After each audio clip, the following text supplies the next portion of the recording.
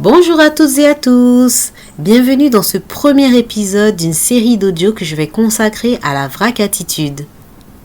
Je m'appelle Farah et j'ai fondé en 2019 l'épicerie Vrac & Go qui était la première épicerie 100% vrac, bio et locavore des marchés du Béarn.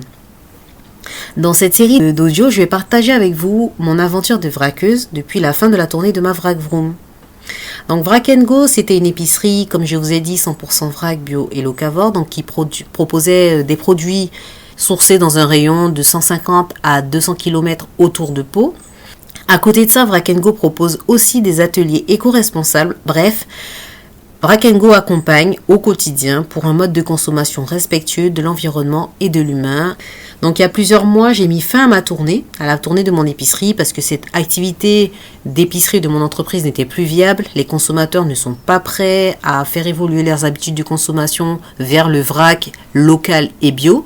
Ça fait 3 paramètres qui font le prix de l'alimentation se rapprocher un peu plus du prix qui permet aux producteurs de vivre, mais ce ne sont pas des prix dont les consommateurs ont l'habitude puisqu'il y a très peu de magasins qui ont une éthique poussée comme proposé Vrac & Go.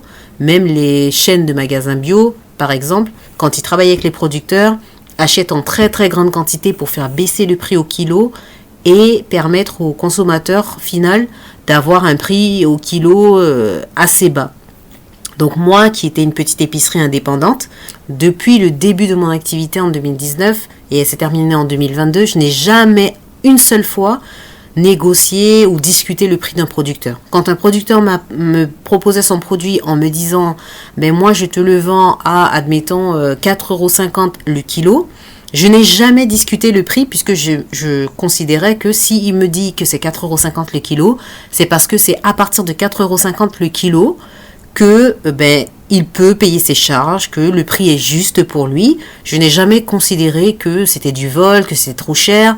Donc je partais de ces 4,50 € le kilo, je mettais la marge qui me permettait de au moins payer les charges de mon entreprise, mais qui restait quand même accessible pour un consommateur lambda. Et voilà, donc je n'ai jamais négocié les prix des producteurs, je leur ai jamais demandé de baisser le prix pour pouvoir frôler les prix de la grande moyenne surface ou les prix des magasins bio, puisque je n'ai pas cette force. Je n'achète pas en suffisamment grande quantité pour pouvoir négocier déjà.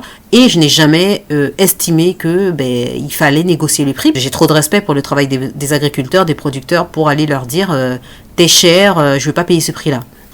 Je trouve que ça fait partie du travail d'épicier indépendant de permettre au producteur d'imposer son prix, le prix juste qui lui permet de vivre de son activité. Voilà, c'est une façon de travailler qui n'est pas la même que les autres magasins. C'est pas tout le monde qui est prêt à mettre le budget dans son alimentation. On met son argent dans autre chose, dans les téléphones portables, dans les loisirs, dans les sorties, dans les voitures, l'essence, etc. Mais très peu de consommateurs mettent un budget conséquent sur leur alimentation. Même si dans les personnes qui vont écouter cet audio, il y en a qui trouvent que leur budget alimentation est supérieur à leur budget loisirs, etc. Globalement, on est très peu nombreux à avoir cette façon de fonctionner, à mettre l'alimentation en avant. Donc, depuis la fermeture de mon épicerie, comment je vis ce changement, où est-ce que je fais mes courses et comment je fais pour garder la vrac attitude. Au début, quand j'ai arrêté ma tournée sur les marchés, c'était très très frustrant parce que j'avais quand même une très bonne alimentation pendant 3 ans. J'avais la chance de avoir accès à des produits frais pratiquement tous les jours puisque les maraîchers ils récoltent la veille ou le matin même pour le jour. Et j'avais accès à ces produits-là plusieurs fois dans la semaine. Des produits de qualité, puisque c'était des produits achetés directement chez les producteurs, chez les paysans, la viande, les fromages, les yaourts, le lait frais, les fruits et les légumes, les charcuteries, etc. Et donc c'était vraiment un privilège pour moi d'avoir accès à des produits d'une telle qualité et aussi souvent dans la semaine. Je sais que un salarié ou une personne qui travaille tous les jours ne peut pas être aussi souvent sur le marché. Moi, je travaillais sur le marché, donc je pouvais tous les jours faire mon marché et avoir toujours des produits de qualité. Donc du jour au lendemain, je me suis retrouvée à réduire d'abord ma tournée, donc avoir accès à moins souvent à des produits frais, surtout les fruits et légumes, parce qu'à la limite le lait, le fromage, etc. c'est pas très grave, mais des fruits et légumes frais. Eh ben ça, c'était un peu frustrant au début. Donc, bon, parce que c'est important de savoir faut voir que j'habite pas en ville. J'habite à la campagne, dans un village. Si on est 700 habitants, c'est qu'on compte les vaches et les moutons. Bon, j'exagère, c'est pas vrai, mais j'habite dans un petit village à 25 km de la grande ville, entre guillemets, la plus proche, donc de Pau. Et donc, autour de chez moi, j'ai la chance quand même d'avoir au moins 4 ou 5 marchés. Donc, j'ai cette chance-là de pouvoir avoir accès à ces marchés. Je peux continuer donc à acheter des fruits, légumes frais, plusieurs fois dans la semaine, quand j'en ai le temps. Et donc pour les produits frais, ça c'est assez facile, ça n'a pas beaucoup changé. Le fromage de producteur, ben, j'y ai toujours accès parce que sur tous les marchés, il y a un producteur de fromage. Le lait bio frais, ben, ça ben, c'est fini. J'en ai de temps en temps si je pars à Pau le vendredi matin. Mais voilà, le lait frais, ça c'est fini. En plus, on avait un distributeur de lait à proximité il a tellement été vandalisé que le fermier qui en était propriétaire a fini par le retirer. Donc le lait frais, maintenant, bon, j'achète du lait en grande moyenne surface. De temps en temps, du lait bio, mais c'est pas du tout la même qualité, mais ça dépanne quand j'ai envie de faire du chocolat chaud, quand il y a les enfants, ou quand j'ai envie de faire de la béchamel ou quelque chose à base avec du lait. Donc il y a certains produits, j'ai tiré un trait dessus pour l'instant et dès que j'ai l'occasion d'en avoir, bien sûr, je m'en procure. Autrement, voilà, il y a certains produits que je ne retrouverai pas puisque je ne peux plus accéder à ces marchés-là aussi facilement, mais occasionnellement. Donc pour les fruits et légumes, comme je disais, c'est assez facile puisque je continue d'avoir accès à des marchés, à plusieurs marchés dans la semaine. Et pour tout ce qui est épicerie bio, donc les produits secs, riz, pâtes, farine, des produits qu'on utilise au quotidien. Donc j'ai trouvé 2 solutions. La première solution, c'est de fréquenter l'épicerie bio la plus proche de chez moi. Elle se trouve à plus de 18 km. J'y vais avec mes contenants, mes gros bocaux de 1 kg ou 2 kg. Je fais le stock de légumineuses, le stock de sucre. Je prends des fruits secs, des graines, du riz de Camargue. Ensuite, pour tout ce qui est pâtes, farine, d'autres produits que je trouve en grande quantité, ben, je vais sur un site d'achat en vrac en ligne. Donc je ne vais pas donner le nom du site parce qu'il en existe plusieurs, je ne fais pas de publicité gratuite. Mais sur ce site-là, l'avantage c'est que je peux acheter certains produits en sac de 3 à 5 kilos. Et ça me permet de continuer d'avoir un peu la vrac attitude puisque je n'ai pas de petits emballages. Et ça me permet aussi d'avoir du stock et de ne pas avoir à aller en magasin toutes les semaines ou tous les 15 jours. Donc sur ce site-là, je trouve des pâtes. J'achète toujours à peu près 15 à 20 kg de pâtes. J'achète 4 formes différentes au moins en sac de 5 kg. Par exemple, je vais prendre des conchigli, des fusilli, des spaghettis et admettons des torsades ou des penne ou des macaronis. Donc je prends 4 formes différentes ou 5. Je les stocke et ça me reste pendant peut-être 2 à 3 mois. J'achète aussi des crunchy au chocolat, parce que ça, c'est notre péché mignon pour le 4 heures ou le petit déjeuner du matin. Donc, des crunchy au chocolat qui sont vendus en sac de 3 kg, ça c'est génial. J'achète la semoule de blé complet, donc le couscous, en sac de 5 kg. J'achète aussi les lentilles corail, les lentilles vertes, des pois chiches, des haricots, donc voilà. Plein de légumineuses que j'achète en grand conditionnement. L'avantage, c'est que c'est du papier craft, donc c'est pas du plastique, donc ça me permet de continuer d'avoir la vrac attitude et de limiter mes emballages. Et je stocke ces produits, voilà, dans mon cellier, et ça me dure 2-3 mois.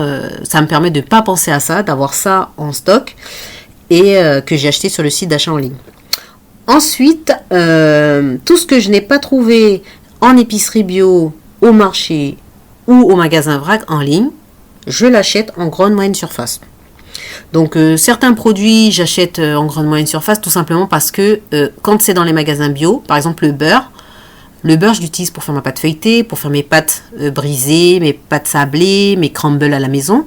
Donc j'ai besoin d'avoir le moins d'emballage possible de beurre. Donc les plaques de beurre en magasin bio sont souvent vendues en 125 ou 250 grammes. Et en grande moyenne surface, je trouve des plaques de beurre en 500 grammes. Donc là, je prends plutôt ce beurre-là, en grande moyenne surface. J'achète quelques bouteilles en plastique de lait. Je prends plutôt les bouteilles en plastique parce que au moins c'est du plastique. On sait que ça va être trié comme du plastique, alors que les briques, elles ont l'extérieur en briques, elles ont au moins 3 matériaux différents. Ça se trie moins bien que le plastique. Donc, je préfère prendre des bouteilles de plastique oh, voilà, c'est fait. Donc j'achète les bouteilles de lait bio. J'en prends au moins 4 litres que je laisse là, j'utilise. Quand j'en ai plus ou quand je vois qu'il me reste plus qu'un litre, j'en reprends. Donc ça dépend vraiment de combien de temps de ce que je fais. Et donc qu'est-ce que je prends d'autre en grande moyenne surface? Et je prends aussi le papier toilette parce que pour moi c'est hors de question d'acheter un rouleau de papier toilette cher pour ce que je vais en faire. Franchement, je prends le rouleau de papier toilette qui n'est pas coloré, le moins cher de la grande moyenne surface. Voilà. Et papier toilette, beurre, lait. Parfois, je prends de la crème fraîche en brique d'1 litre. Et voilà. Donc, en tout cas, ma solution pour continuer la vrac attitude, c'est de continuer les marchés pour tout ce qui est frais. Et acheter en gros sur le site en ligne et en épicerie bio pour tout ce que je consomme un peu moins souvent. La grande moyenne surface pour les produits qui dépannent quoi. Donc c'est pas aussi facile qu'à l'époque où j'avais mon épicerie, où j'avais accès au marché tous les jours. Mais c'est un bon compromis pour moi. Ça me permet de continuer d'avoir un mode de consommation qui est plutôt en faveur de l'environnement. Je limite toujours mes emballages puisque j'achète en grand conditionnement. Et la qualité est pas toujours, c'est pas au top pour tous les produits, mais c'est déjà mieux.